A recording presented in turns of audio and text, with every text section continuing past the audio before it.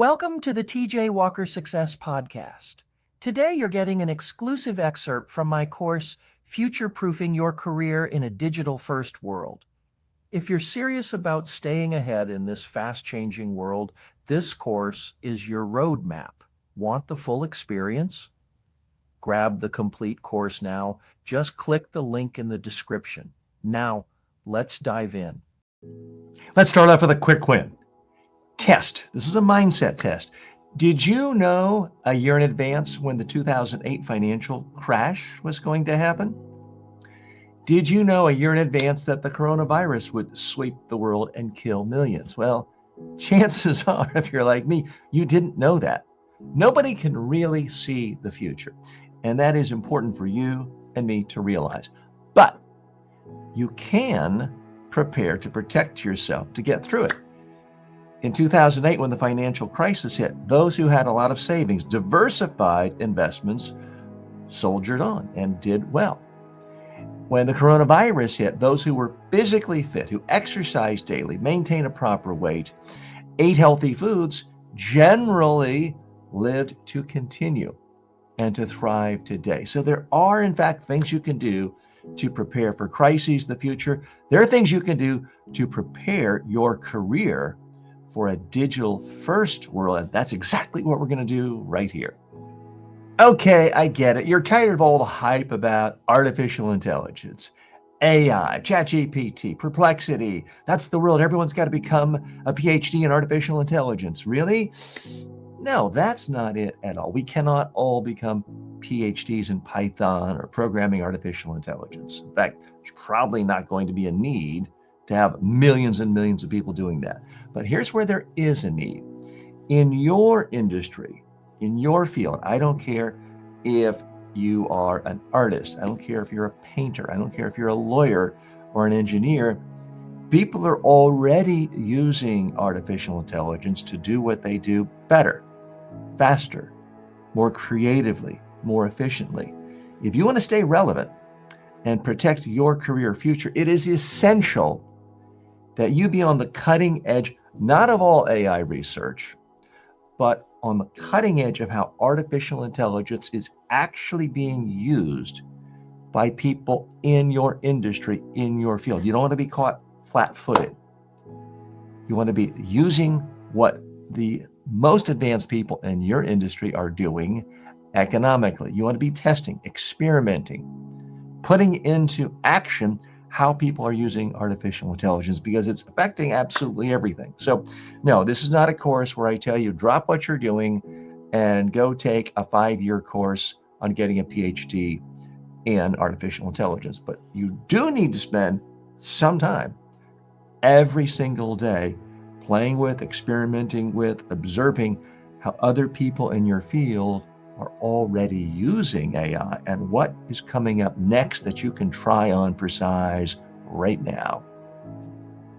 I realize it's a cliche to say it, but the only constant in the world is change. And the world is changing at a rate faster and faster and faster than ever before. It is true. You've heard it, but sometimes people let it just go in one ear and out the other. What does this actually mean? It means there is a premium on workers and people like you and me who can learn new things faster than others. Too many people, too many smart people with high IQs and fancy degrees from well-known universities often take the attitude of, well, I got my Harvard MBA or I got my PhD. I'm done with the learning. Now I can just do, and when I'm not working, I can enjoy my free time watching sports and having fun. That is not going to cut it in the new world. Things change so rapidly that whatever you're doing well now and getting paid for may very well be 100% useless in the job market 10 years from now, or 5 years from now, or 5 months from now, or maybe even 5 weeks from now. You always have to be learning new stuff, harder stuff. Like right now, I have to know how to use a keyboard, a mouse, a switcher, microphones, integrate 3 cameras, 3 computer screens, lighting systems.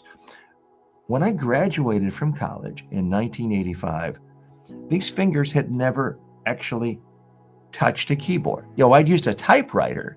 I'd never actually touched a keyboard. I'd never actually used a computer. I had to learn all of these skills after my formal education ended. So if you want to future-proof yourself for a digital world, a more digital world, you have to have the mentality of Socrates. The only thing I know for certain is I know nothing. You've got to have a beginner mindset every single day, looking for things to learn. And it's not just anything. Let's step back a minute. Everybody is a lifelong learner to some extent. The problem is most people are learning useless trivia. Most people spend their free time learning something new about which celebrity they don't know and have never met and never will meet, got caught having an affair, or is getting divorced. Completely useless information for your career unless you are a celebrity journalist. Most people spend their time learning new information about what sports team won last night and what the score was. Again, if you're not a full-time sports journalist, completely useless information. That's not what I'm talking about. My point is you have to learn hard skills that are valuable to other people and not merely interesting to you. Now, I do want you to learn some things from time to time that are just interesting to you. But in order for you to really future-proof your career, you got to devote some time on a daily basis to learning and implementing new skills that are hard to do and yet valuable to people in your industry. I can tell you, I have countless friends my age, younger than I am, who went into the traditional world of in-person training, in-person keynote speaking, in-person workshops.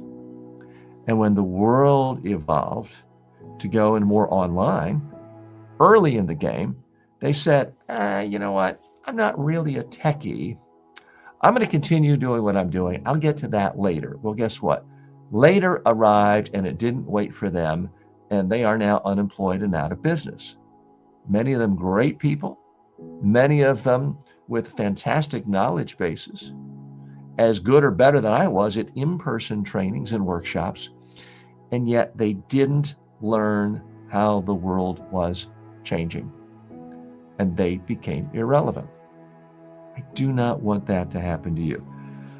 The most dangerous phrase you can ever utter or even tell yourself is, I'm not a techie. 4 words. That 4-word phrase will destroy your future. I'm not a techie. Too many people use that phrase and it prevents them from learning new stuff. Everything in life, at some level, unless it's just a tree or a leaf, is technology. The only question is, are you going to learn how to use it? A toaster was technology when it was first created and used. People had never seen it. Where do I put the bread? How do I get electricity? It was advanced technology. You may remember the first time you got a cell phone. How do I send an email? This is complicated. Now you just do it. Speaking is a form of technology. Fire is technology. All of us use technology all the time. The only question is when there is a new technology that comes out, are you going to be an early adapter? Are you going to use it when everyone else you know in similar circumstances uses it? Or are you going to be a laggard? Are you going to be at the very end? You don't have to be the cutting edge of everything, but you do need to be on the cutting edge of the technology that relates to your industry, your field, and what it is you do. Now, is it possible to be too early and waste time and energy? Yes. I started my first online courses in 1998, lost hundreds of thousands of dollars for years. Took about 15 years for it to really pay off. But when it did, oh boy, did it pay off. I'd rather be too early, as long as you don't bankrupt yourself when it comes to learning and using new technologies, than too late. So we're going to focus a little more on all the different ways you can have this mindset of being a lifelong learner and how you can allocate some time every single day to learning more. Yes, I want you learning from top industry leaders in your field. And yes, I want you learning about the latest technology that practitioners in your field are using to help customers. But I want you to go deeper than that. I want you to follow your passions from time to time. I want you to learn some things just for the sake of learning. You may want to learn stamp collecting because it's always been of interest to you and you've just never taken the time to do it. Learn it. If you haven't learned how to play pickleball yet, I urge you, learn that. It's a fun sport. You're not doing that to become better at your particular niche of microbiology research. You're doing it because it's fun. It's fun to learn. The more you learn over here, sometimes the more it connects to over here in some unrelated way. Steve Jobs took a course on calligraphy in college. He'd already dropped out. He wasn't doing it for college credit. It wasn't just, oh, here's an easy course where I can get an A, so I get into business school. No, he took the calligraphy course just because he thought it was interesting and beautiful.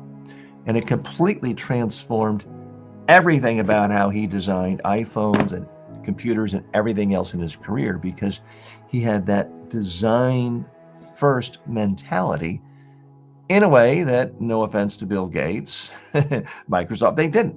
That learning, that outside learning, seemingly unrelated to anything professional, actually had a profound and tremendous impact on his profession. So I want you on your off hours, your leisure time, to not revert to, oh, I can just chill out this weekend and just watch movies all weekend long. Some movies, fine. But some of your off hours, your vacation time, your leisure time needs to be learning the new things. It could be mountain climbing. It could be learning how to put a horseshoe on a horse.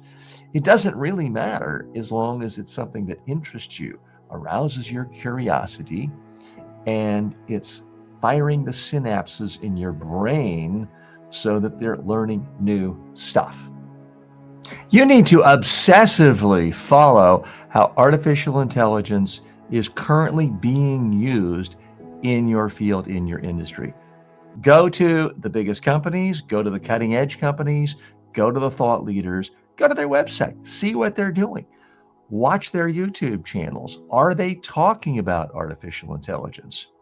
Really see what's going on. It could be so easy to get into a rut, do your job, make your clients happy, make your customers happy, make your bosses happy, have this narrow vision. Meanwhile, there's all these advances going on in your industry. You might not even be aware of it.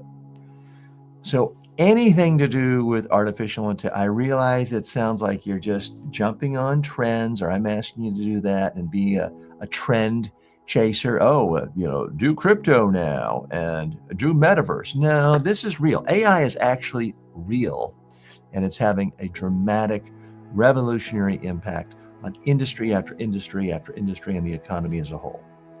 So you got to do everything you can to get on it. Chances are there may already be a podcast on AI plus your industry today.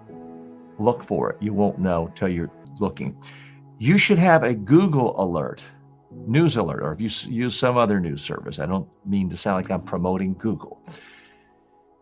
Something where it's artificial intelligence plus the name of your industry, and look for any story on a daily basis that comes out. I can tell you I certainly do that for my industry.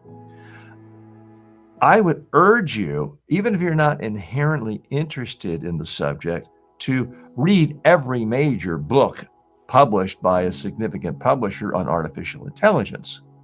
They're coming out more and more, and there are some fascinating ones. I do recommend Ray Kurzweil's The Singularity is Nearer. Not The Singularity is Near, an earlier book, but The Singularity is Nearer, as one of the best books on the subject. Not an affiliate or anything like that, but read about what's going on in the world of AI. It is dramatically changing industry after industry after industry. And if you're immersed with the latest trends, you can spend some of your brain time actually thinking about it, thinking about how do you adapt that to your particular needs. I know I've had to do that personally because I don't want to be irrelevant. I saw how many of my friends and colleagues became irrelevant when they didn't make the transition from in-person training to online training. I thankfully made that one in time, even early. But now I see that the training world, the communications world, the expertise sharing world is going in the digital world. AI specifically, bots, even more specifically, video clones, which is why I invested the time. And it took a lot of time to make that clone I showed you earlier, which, by the way, is still available to you anytime by just going to TJ Walker AI to answer your questions about things like how do I learn more about AI with respect to my own industry. So I want you to really be on the lookout, even if you think you're not a techie. Now, confession, I'm not a techie.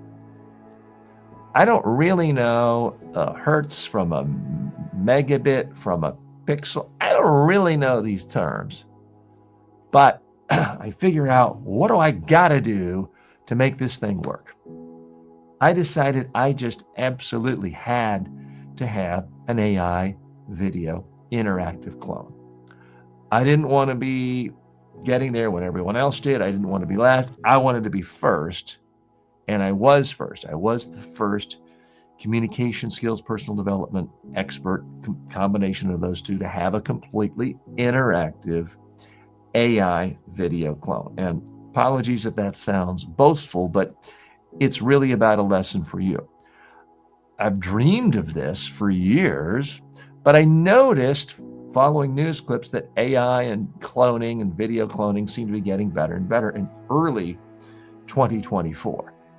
In the spring of 2024, I said, I can't wait any longer. I researched on all the companies, found one, wasn't even doing video yet, but they were making promises. So I learned how to do my text AI clone and then the audio AI clone. And then when they brought in video in the middle of 2024, I was first. But it took hundreds and hundreds of hours of my time learning how to use AI, not to do the programming, not to create it, the original structure of it, but how to use existing platforms to make something valuable to my clients, customers, prospects, using the latest of AI technology. Boy, am I glad I did. I would not want to be last. I happen to think that the whole training world is going to migrate from not only in-person, not only from online courses, but exclusively to AI video coaches in the future. And I'm ready. I'm already ready. I may be 15 years too early. I'd rather be too early than too late.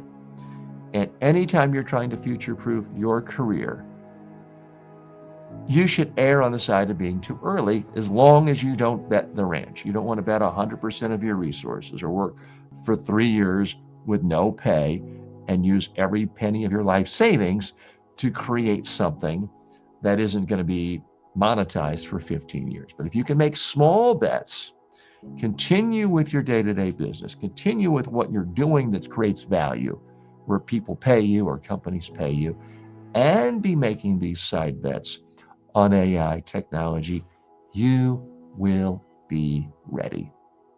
At first blush, you might think, why is this old boomer, meaning me, talking about communication skill? Isn't that the old way of everything now is all digital and text and email and PDF and AI stuff, right? Well, not so fast. If you want to start your own company and you want someone to give you $1 million, $2 million, $10 million, $1 billion in venture capital, you're not going to do it through an email. You're going to have to present to them. You're going to have to pitch to them, most likely face to face. If you want to be co-founder of a significant major company, the founder is probably not going to just find your resume somewhere, look at your LinkedIn page, and invite you to be a co-founder. They're going to want to talk to you.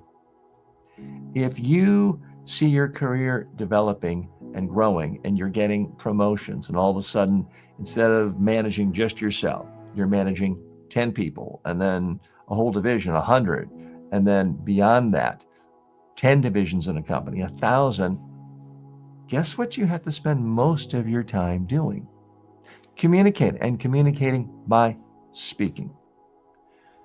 I don't know what your ambitions are, but let's just say hypothetically you want to be a CEO of a significant company, private or public one day. Well, what do CEOs actually spend most of their time doing?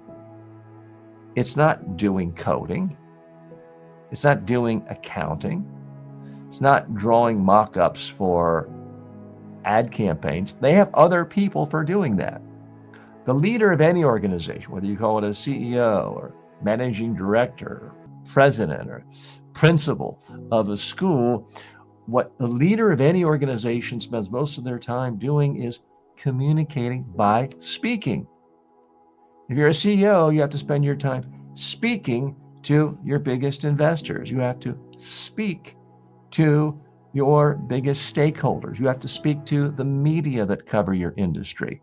You have to speak to your employees. You may have to speak to regulators, public officials. You're basically spending most of your time communicating.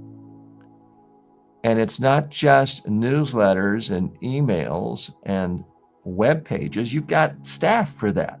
You can delegate that. You can delegate all those other things.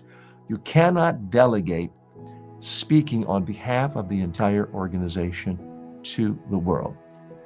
If you have that skill, it's going to make you really marketable in the future. No matter how much AI transforms things, there's always going to be an opportunity for new businesses. People who start new businesses have to speak. Mark Zuckerberg, the people who win on Shark Tank, anyone you admire and respect, they didn't raise their first $1 million just through an email. They had to speak to someone. It might have been a family member, but they had to speak in a convincing way. So you're going to have to learn how to be a great communicator. I don't mean you have to aspire to be the next Tony Robbins and be up on stage and have 10,000 people cheering your name. It's not about your ego. It's about this is a critically important skill. It always has been. It's going to be even more important in the future because AI can do a lot of things well. And even though I like my clone, I wouldn't send my clone to an investor to ask that investor to give me $10 million for some new startup I have. That would be so important that I would directly speak to them live. Me, TJ, I'd either fly to them. Worst case scenario, I'd talk to them live on Zoom. So you've got to get good at this skill. The biggest thing that stops so many smart, intelligent, educated people in their career tracks is they get to some level of mid-management, but when their bosses, their superiors, the board of directors is looking at them and looking at others thinking, now who do we really promote to a C-level position? Someone who's managing hundreds or even thousands of people. They scratch you off the list because they don't see you as being able to communicate to a lot of people. You're someone who gets only comfortable sitting in a room with 10 other people, and you can talk to them sitting at a table, but suddenly if you have to stand up and talk to 50 clients, you're, oh, that's not me. That's not going to help you. The one thing I do know in the future with absolute certainty is there's always going to be value for anyone who can make a sales pitch to get new clients to give money to an organization. That is going to be valuable for a long. If you can do that, you'll always have a career. If you can be good at communicating through the specific lens of selling, that's always going to be immensely valuable. There's always going to be a home for you in organizations. Now, you might not think of yourself as a salesperson. A lot of people, oh, they're kind of slimy and cheesy, and that's not me. I'm a serious person. Well, if you aspire to be a CEO, a CFO, a chairman of a board, guess what you have to do? You're constantly selling your vision for your company to your biggest clients, your biggest customers, to Wall Street analysts, to the world. You are selling by speaking. It might not be in the sense of, here's the order form, buy 5 widgets now, but you're selling a vision for your company, what it does, and its vision of the future. So that's why we got to spend a little time right now on how to be a better communicator to future-proof your career. Back in the olden days, let's say 1980, people used one ads in newspapers to advertise about jobs. People would send in resumes and get hired. That's the popular perception. The reality is only about 20% at most of jobs were filled through one ads. Everything else, personal connections, networking. Well, today we live in a much different world. There's monster.com. There's all these different job boards, and they're everywhere, and it makes job hunting so easy. All you have to do is sit at home and send out resumes and cover letters, right? Well, the research still shows that only about 20% of jobs are filled this way. Everything else is through personal networking, personal connections. So if you're not actively spending time building relationships with people in your industry, you're eliminating 80% of the possible jobs. Although I would argue it's not just any 80%, it's the best ones, the highest paying ones. Certainly the opportunities to be a co-founder, those are not advertised. I'm sorry, they just aren't. You have to build personal relationships. Am I saying you can never spend any time with your family and friends, and every night of the week you have to go to some professional cocktail party and hand out business cards? No, I'm not saying that. I'd much rather you go to one professional event once every 2 months, talk the entire time to one person if there's a real connection, then go out to lunch with that person a month later, touch base with them every month or two, and build a long-term, meaningful relationship. Help that person. Try to help that person get a job. Easiest way for you to ever get someone to help you get a job is to help that person get a job. Let's get a little reciprocity going. So you need to know people in your industry.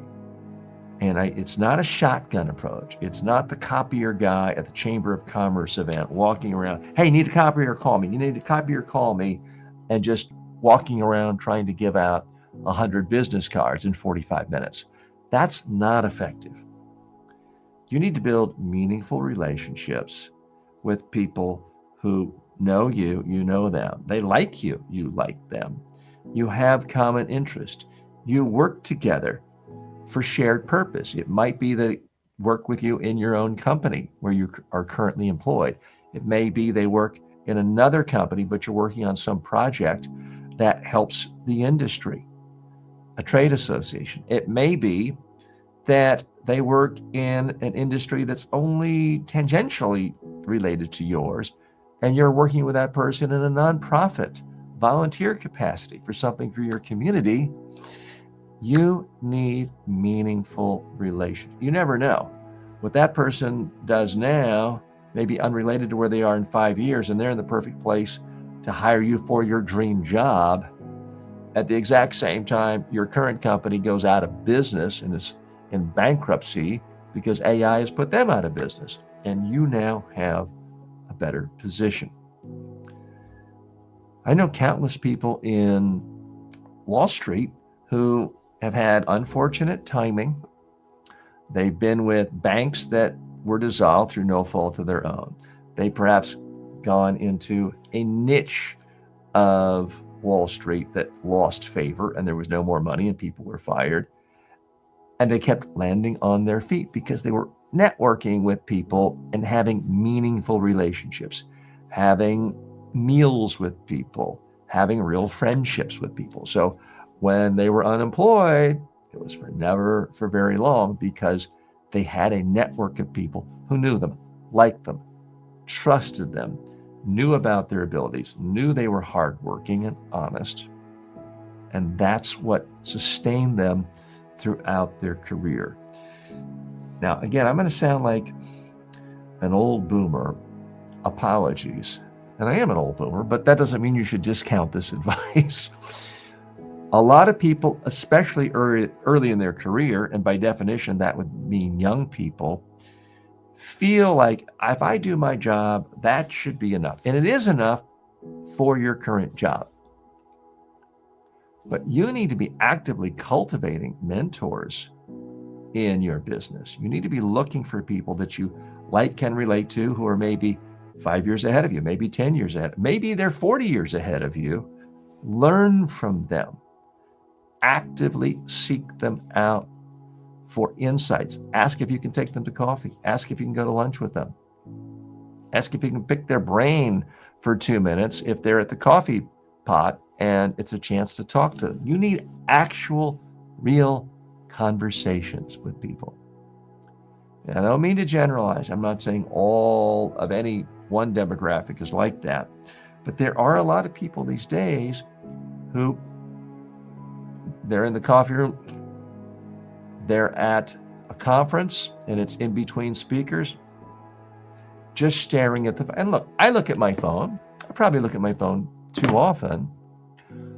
But when you have opportunities to talk to human beings in your industry, to meet them for the first time, to socialize with them, to learn from them, to ask them questions, that's always going to be a better way of building relationships than just learning more news or looking at what someone posted on their LinkedIn page. So I'm begging you, this is not a luxury. This is not a soft skill. This is a critical skill for your future.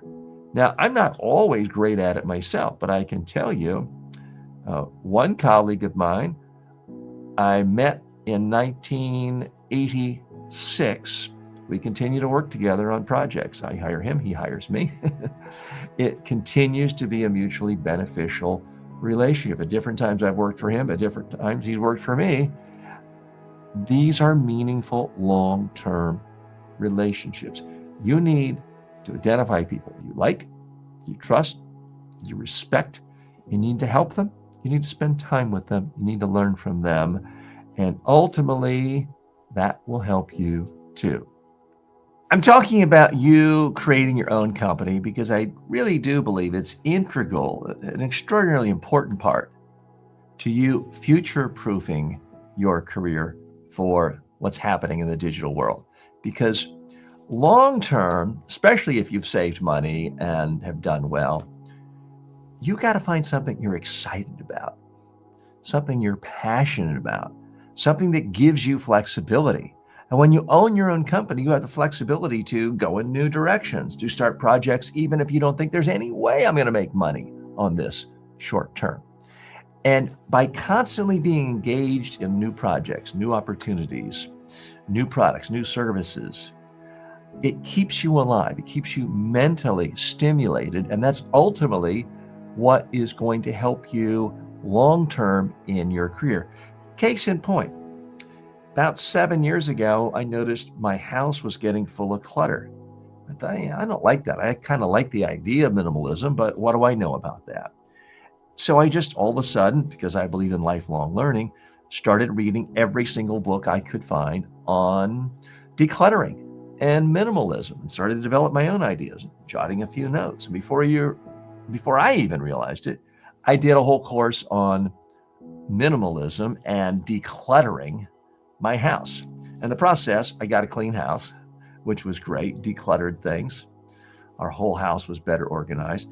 I made a course really because I just wanted to build better habits for myself to keep things decluttered.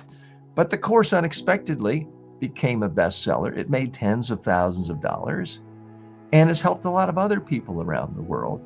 I wasn't initially thinking I'd make any money from it, but it became yet another piece of the puzzle, positioning me not just as a communication skills expert, which is what I was known as primarily up to that point, but as someone more broadly helping people in all aspects of personal development. So it helped broaden me, and it brought in revenue.